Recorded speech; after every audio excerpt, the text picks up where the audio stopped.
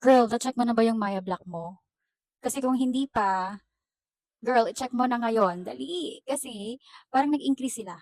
Oo, na parang maramihan yung in-increasean nila. Kasi ang dami kong napapanood na sinabi nila na-increase na sila, ganyan. Ako din, nung isang araw, napansin ko, nagkaroon din ako ng increase.